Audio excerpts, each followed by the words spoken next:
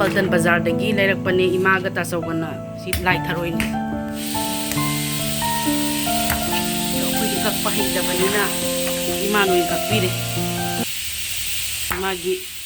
operation की ममितसु नाबा फारे अदुना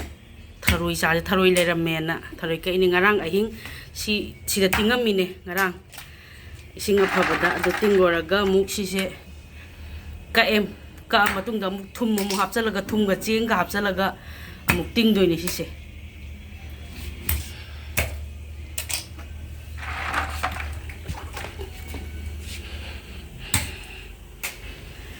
हौजिक soda हापखरे थुम हाप मतुंगदा चेंगसु हापकनी चेंग से हापे चेंग सिना मोय चाजनिंगबा पोटनिना मोय थोलकपा कांदुदा अमोट मयामदा कोए हाय अदुगिने चेंग हापिसे अदु चिंगी हापसु दुम याय हाय चेंगी महत्ता यारे सिसे थम्मगे अदुगा हौरेन नुंगदांगदा थोंदोइने हौजिक Chamba Loyare फनायाम थावदा तावुई ngawui tawthoni dana हौजिक soda मु हापतोरे हसी तरार कुनलक सामबनी को सिसे सोडा हापागा अदो हौजिक मु फाइनल टच ओइना सोडा खरा हापागा थुमजो हापागा तिंगदोइनी हाय मनung de phatoi yawa ni tang yawa lo horen thok lai man manung de phatwa ti lai khong ngba ba gi lai dana mo je sa san lo se lui thul ada bo thor ane ba mo mo ji hing ni sat ki de ni थुमसु हापे इमाना सोडासु हापे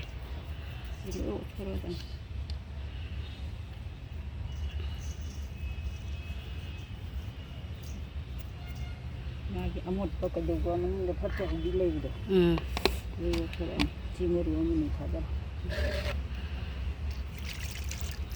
सुमाइना हापनी थुम हापगा लोइरे कोइ मासिदा लोइरे सिगा थम्मनी अदुगा हौरे नुंदांग थोंगनी हौरेने मरीरक मंगारक अंसु चामदोइबा सिसे फजना अदुगा थोंगनी यारे लोइरे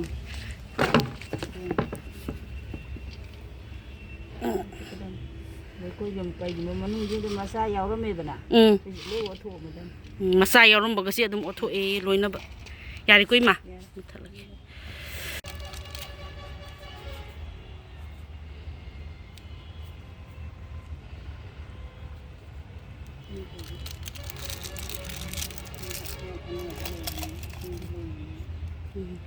isingda laibanina motle soda sina samthok haidi phi sudokpai tabe sudokpai wani de masa samaina noi rage tu amot payam ko e hai maning maina hanjan na samani samaina ising amu haijal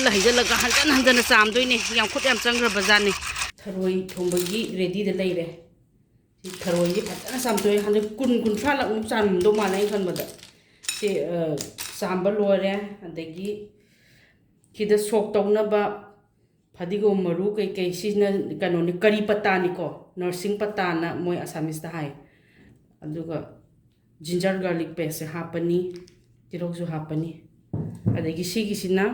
lok lai edune sise ren sok taw da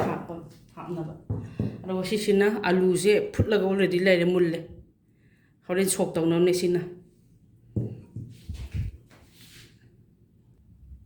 si pressure cooker ni pressure cooker se mai tharage aruga thau kem yaw da bida si se sok to kano ta ngau doi ba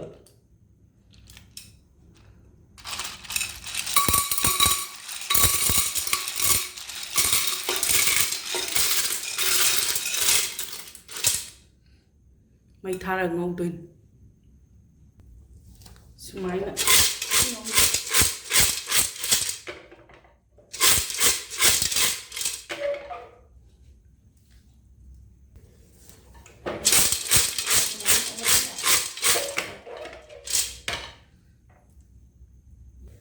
si saugat le si se sum ngau doi ne kang na ba aro kang ne na kang ga ising kharam bu haijalaga magi matung se yeng ba kan da ne खरा उइसनबा हाइदी मुनबगी मोंग मालकनीबा तासलकनी पिक्सलकनीबा मागी मतोंगसे अदु highway check तरोगने इसिंग खरा खरा हाइरा हाइरा इसिंग ngौदोइने कंग कंगद्रिबो थोंगदबगी मवोंगसे अखोय इमा तापीबने अखोय इनेम्बो ना कनोना अखोय mother in law ना तापीबने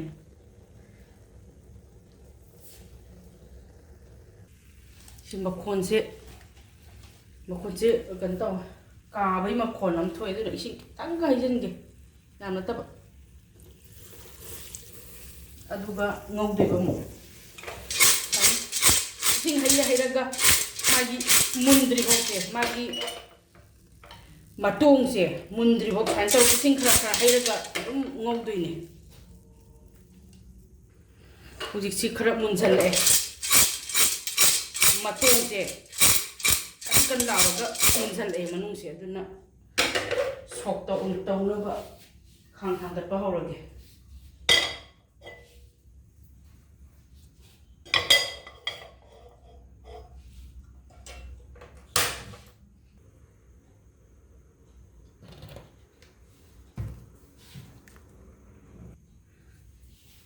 thau mulle tilo hapani nakupi hapani keputak hapani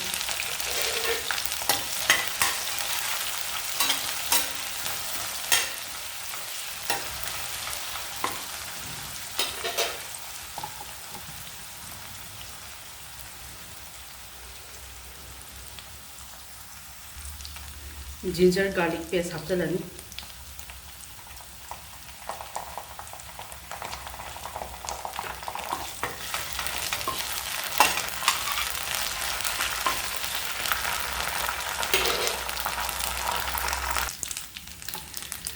हजिक नारी सोक तौसलनी अदुगा मोरो अटेको हापचलनी अदुगा सिगी फदिगो मरुगा जीरा मरुगा असुबनी सिगो हापचलगी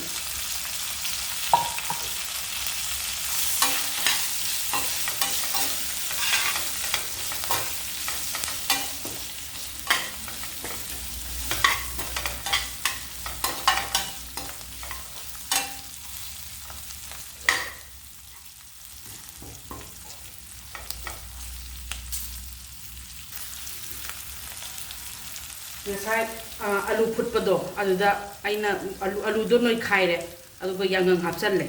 adu si hapchalani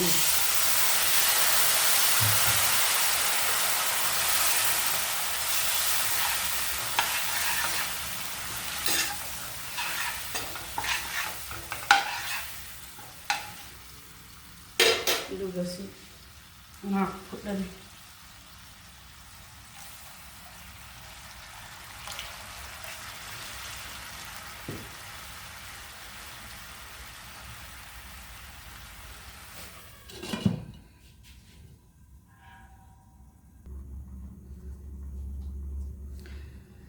si saure aduna sida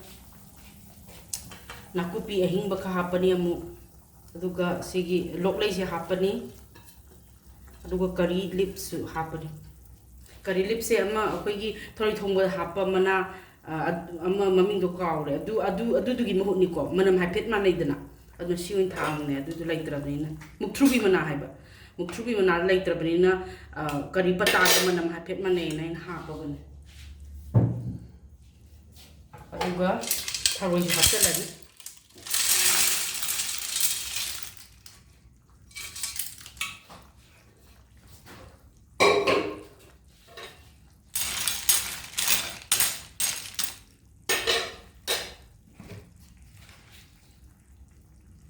thumsu akhoi hisab ama yenga hapani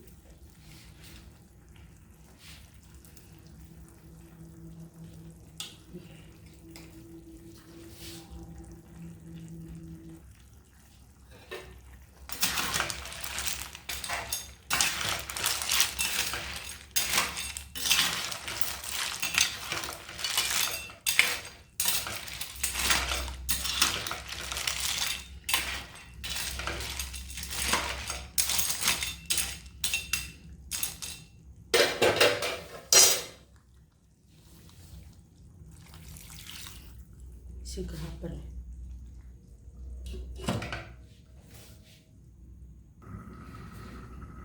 ꯍꯧꯖꯤꯛ ꯃꯨꯟꯁꯜꯂꯦ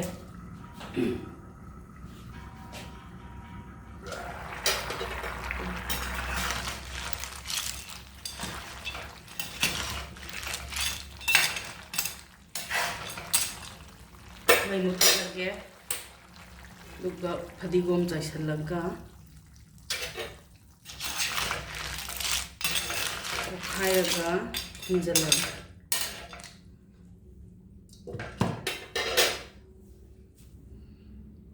ꯂꯣꯏꯔꯦ